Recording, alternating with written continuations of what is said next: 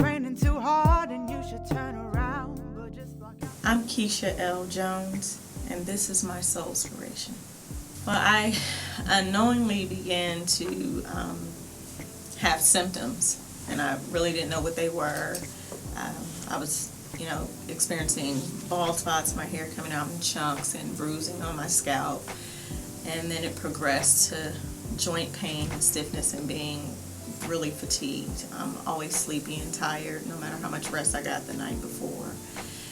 So I made an appointment with my doctor to have some labs done, and basically they told me that there was nothing wrong with me, and the way that they explained the bald spots that I had in my head was psoriasis, because at the time there was like some flaking around those spots, and so they just dismissed it as psoriasis. And I had gone to the emergency room for an unrelated issue, and at the time I had a rash on my arm, and the emergency room physician that was treating me asked me how long I had lupus. And I said, what is that? I've never even heard of it. And he explained to me what it was briefly and told me that he thought that I needed to follow up with my primary care physician and have them test me for lupus. So that began my process. I went for 6 years before I actually ended up getting a diagnosis, or an answer as I call it, to what was going on with me physically.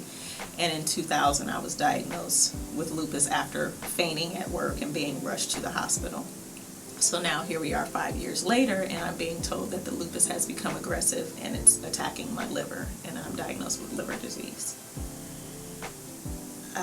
That was hard for me.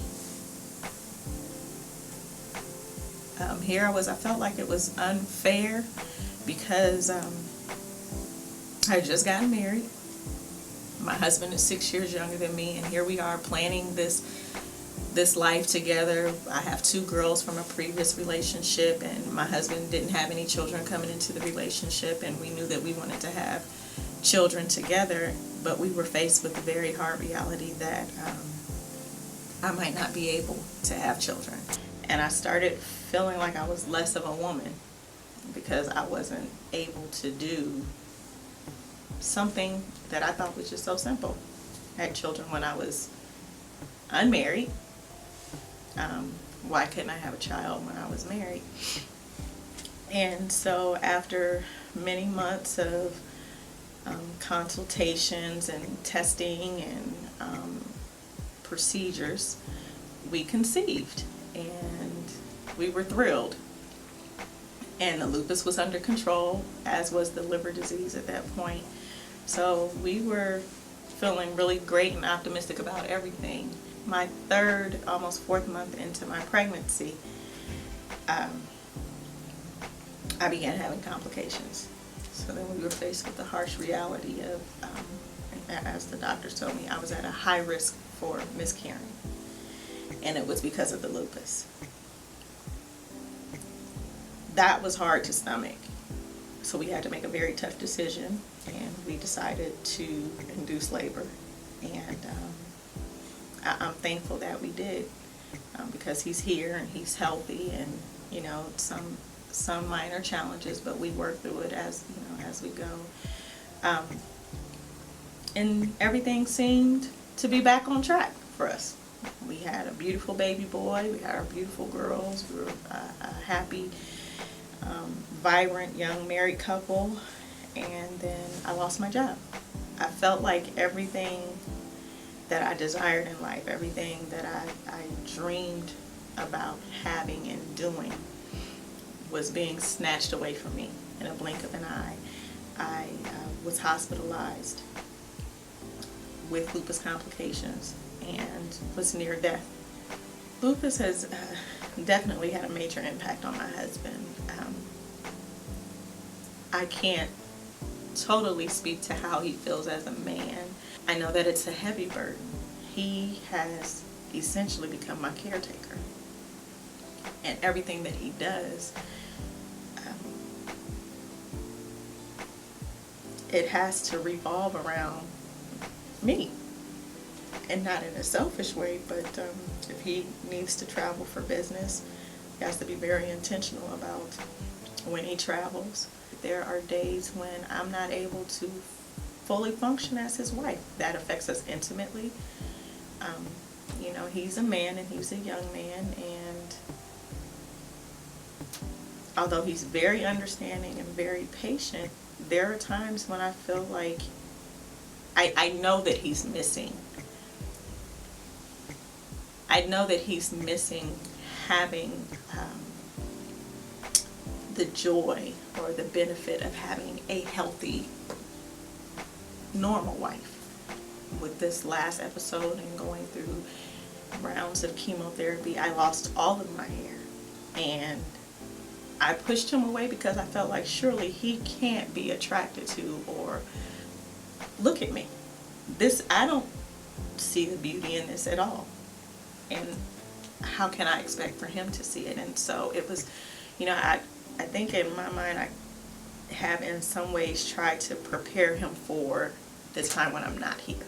Daily there was a piece of me that was dying, and I was smiling on the outside, but on the inside I was crying, just crying out, crying for help. And my prayer went from, please heal me from this, to, if this must be my reality, then I don't want to live. I don't want to be a burden on my family.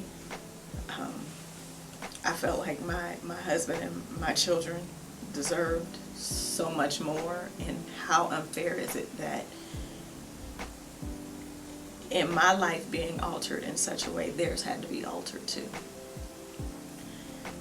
And I just wanted to die. I wanted to die. I would rather die than go through another hospital visit, go through another series of lab works where every time they're drawing blood, my veins are collapsing and I'm bruising so bad that people in the store are seeing me and thinking, I'm sure she's being abused or she's a drug addict, because that's how bad it was. So for me, death is a reality, not just because of lupus in and of itself, but because of what lupus has done to my body. Attacking my heart, attacking my liver, being the root of a blood disorder where I could hemorrhage at any time for any reason. And so because I'm aware of that, I'm more intentional about the things that I do. But it has been a fear that has consumed me in the past, and I've just tried to find a balance with that. And for me, it's through prayer, it's through my faith and knowing what my faith is about. My father was murdered when I was a young girl, and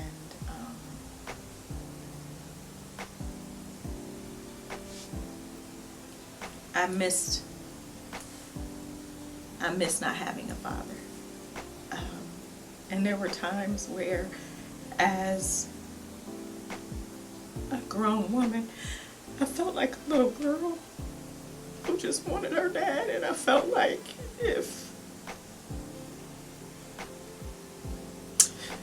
maybe if he were here,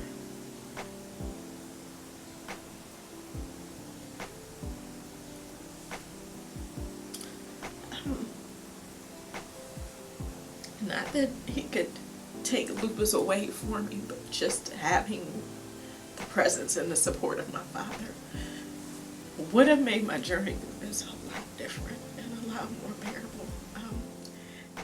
And you can